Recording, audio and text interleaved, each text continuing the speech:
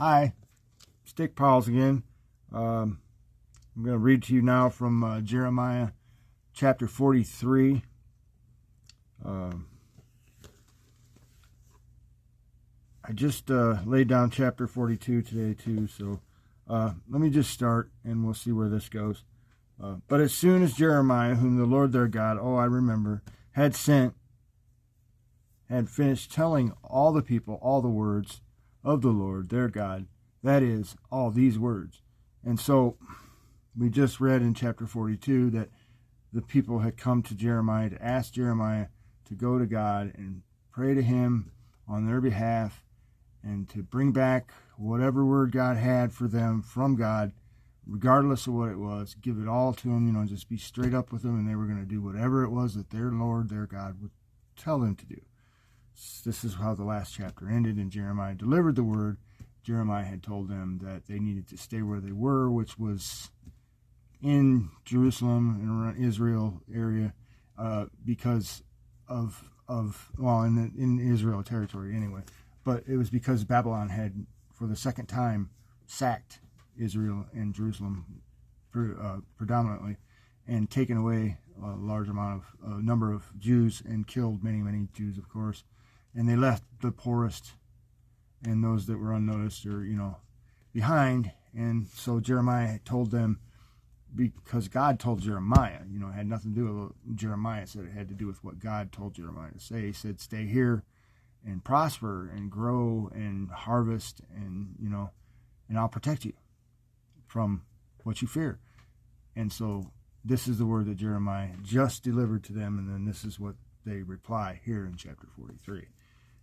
And Jeremiah also told them, don't go to Egypt, which is what this is going to say, or I'm going to just basically kill you with the sword, famine, pestilence, by the hand of Nebuchadnezzar.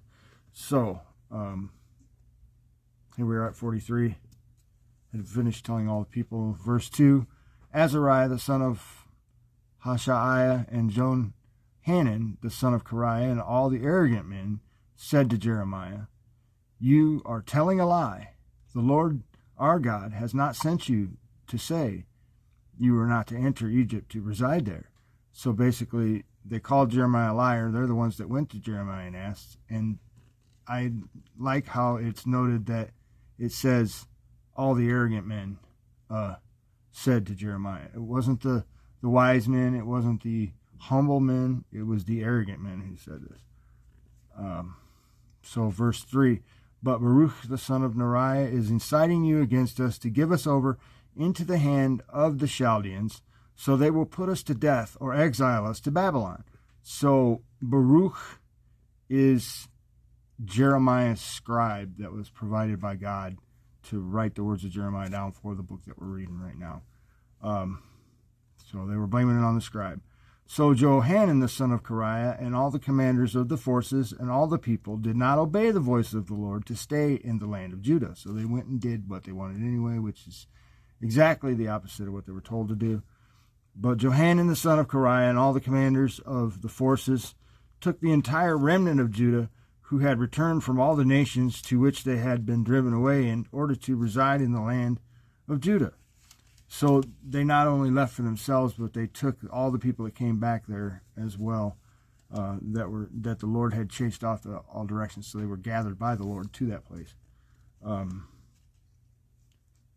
men, the women, the children, the king's daughters, and every person that Nebuzaradan, the captain of the bodyguard, had left with Gedaliah, the son of Ahikam, the grandson of Shaphan, together with Jeremiah the prophet and Baruch the son of Neriah. And they entered the land of Egypt, for they did not obey the voice of the Lord, and went in as far as Tahpanhes. Then the word of the Lord came to Jeremiah in Tahpanhes, saying, take some large stones in your hand and hide them in the mortar in the brick terrace, which is at the entrance of Pharaoh's palace in Tahpanhes, in the sight of some of the Jews, and say to them, thus says the Lord of hosts, the God of Israel, behold, I am going to send and get Nebuchadnezzar, the king of Babylon, my servant. And it's capitalized my servant. It's God saying that Nebuchadnezzar is his servant, which I had mentioned in the other video. And again, also right now, God is using Nebuchadnezzar to do what God needs done.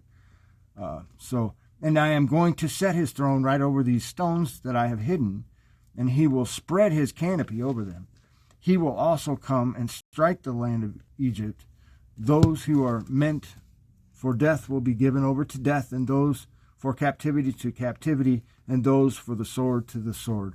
And I shall set fire to the temples of the gods of Egypt, and he will burn them, and he will burn them and take them captive. So he will wrap himself with the land of Egypt as a shepherd wraps himself with his garments, and he will depart from there safely.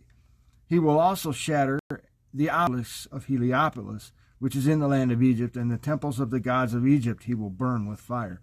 So I got confused there for a second because it was talking about he, but that he is Nebuchadnezzar, king of Babylon, is who he's talking about. He will shatter the obelisks. And so this is kind of dating it as well, because Heliopolis sounds very Greek. So I think there was a mixture of cultures by this point. It's not the old Egypt, more the new Egypt around the time of the Roman Empire is coming. Anyway, that's the reading I had for today and the word that was given.